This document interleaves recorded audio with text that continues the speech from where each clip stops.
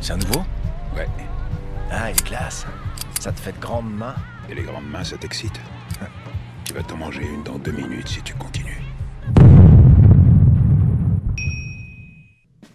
Jack Reacher, c'est un peu le genre de film d'action qui regroupe tout ce qu'on n'a plus envie de voir dans un film d'action. Des scènes improbables où on peut mettre une droite à un gars dans l'avion sans que personne s'en rende compte.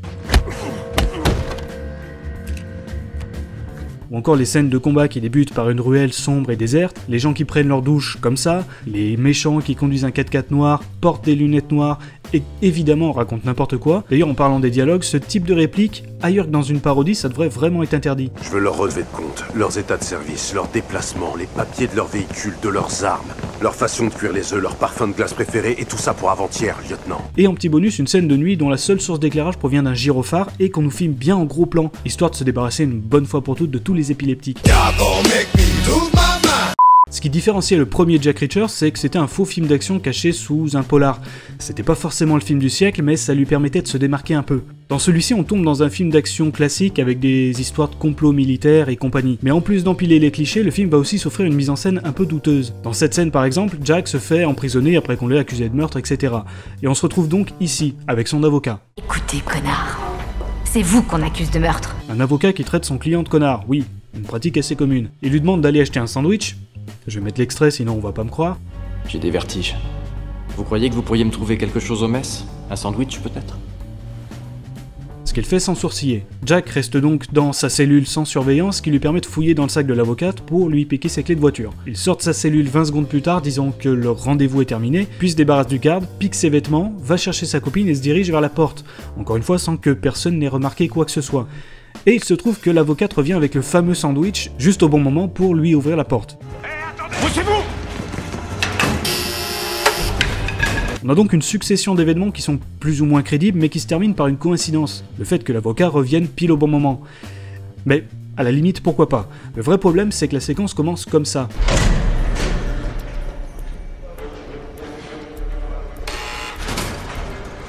Alors le principe d'un sas c'est qu'on a deux portes, et la seconde ne s'ouvre que lorsque la première est complètement fermée, sinon ça sert à rien. Toute la séquence repose donc sur un élément qui d'une part n'est pas crédible, mais qui va aussi ruiner la crédibilité de notre héros, puisque c'est pas lui qui crée une opportunité, on lui a offert sur un plateau. Quand vous regardez un film comme Jason Bourne, la plupart du temps c'est lui qui crée une porte de sortie à partir de rien.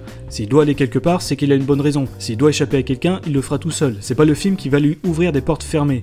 Et c'est pour ça que le film fonctionne. On a un équilibre entre le héros, le scénario et la mise en scène. Dans Jack Reacher, c'est pas vraiment le cas. Et je pourrais décrire ça bêtement en utilisant un mot que j'emploie beaucoup, la cohérence. Parce que on en revient souvent à ça finalement.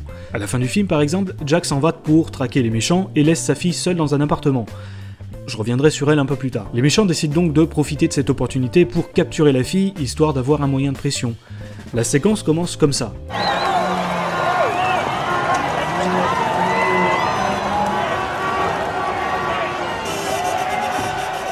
Voilà donc, avant même de commencer, on a déjà décroché puisqu'on démarre avec une coïncidence. La fille sort sur le balcon juste à temps pour voir les méchants arriver, au milieu de la foule. Elle va donc s'enfuir et se mêler à la foule pour tenter de les perdre en chemin, ce qui, étonnamment, est une bonne idée. Et puis elle décide de quitter la parade pour une petite ruelle sombre et déserte.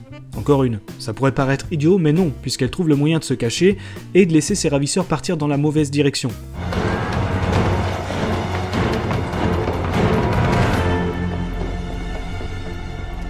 On s'arrête là un moment. Selon vous, dans ce cas de figure, qu'est-ce que ferait une personne normalement constituée? Retourner dans la foule et prendre une autre sortie? Eh ben non, elle va s'enfoncer dans la résidence, sombre et déserte, pour se rapprocher un peu plus des méchants.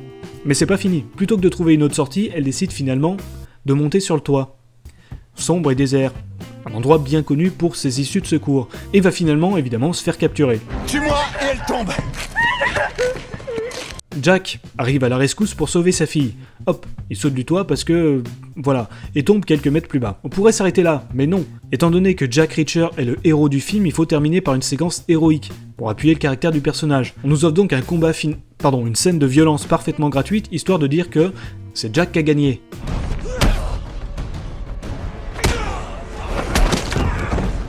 Évidemment, vu qu'il ne faut pas interférer avec notre héros pendant son combat final, les deux femmes n'arrivent que lorsque le combat est terminé.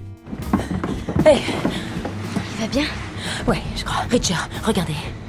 Là, cohérence. Et la cohérence, ça marche aussi avec des choses plus humaines, comme les dialogues ou même les relations entre les personnages. Les familles d'accueil, la vie est cruelle. Je parle de l'enfant. J'ai pas d'enfant, je ne connais pas de Candace Dutton. Au début du film, Jack apprend qu'il a une fille, même si lui affirme qu'il n'en a pas. Pendant tout le film, on ignore si c'est vrai ou non, mais le scénario veut absolument nous faire croire que c'est vrai. Elle a le même caractère, les mêmes répliques. Je supporte pas qu'on me suive. Je supporte pas qu'on me suive. Elle est capable de l'aider, notamment en récupérant des informations ou des cartes de crédit, comme un petit agent secret finalement. Sauf qu'elle connaît pas le coup du téléphone ou de la carte de crédit qu'on peut localiser. Elle envoyait des SMS. Oh merde. Qu'est-ce que ça fait? Ça fait qu'ils peuvent nous localiser.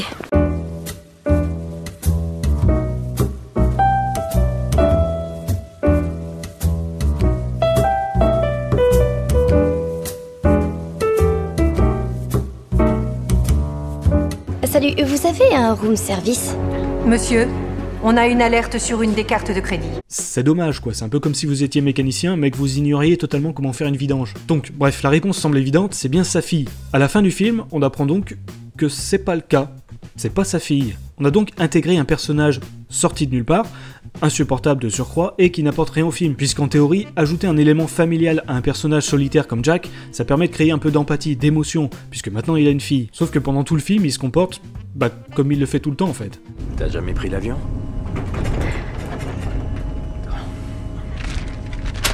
Tiens. Sans déconner. Que t'ailles pas gerber sur moi. Et parfois c'est même un peu étrange comme comportement.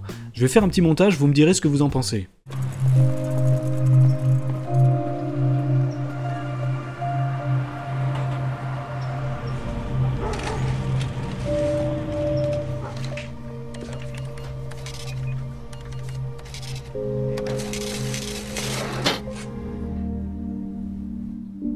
Hein? On sait pas trop s'il joue le rôle d'un père ou d'un pervers pédophile harceleur sexuel, quoi. C'est limite quand même. Donc toute cette histoire n'apporte rien du tout, et au final on apprend qu'en plus de ça, c'était pas sa fille. Du coup on est en mesure de se demander si ça valait bien le coup d'intégrer ce type de personnage. Bref, comme je le disais, Jack Reacher c'est donc un condensé de ce qu'on a plus envie de voir au cinéma. Des coïncidences, des incohérences, des clichés. On a l'impression que le film a été bâclé. On peut le remarquer aussi aux quelques reflets de caméra ou techniciens qu'on aura largement pu éviter.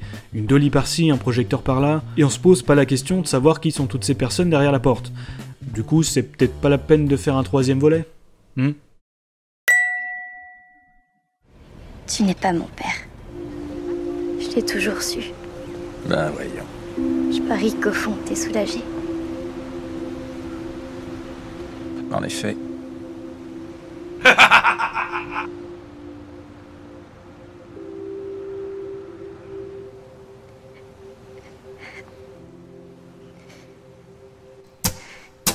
Fuck this shit, I'm out.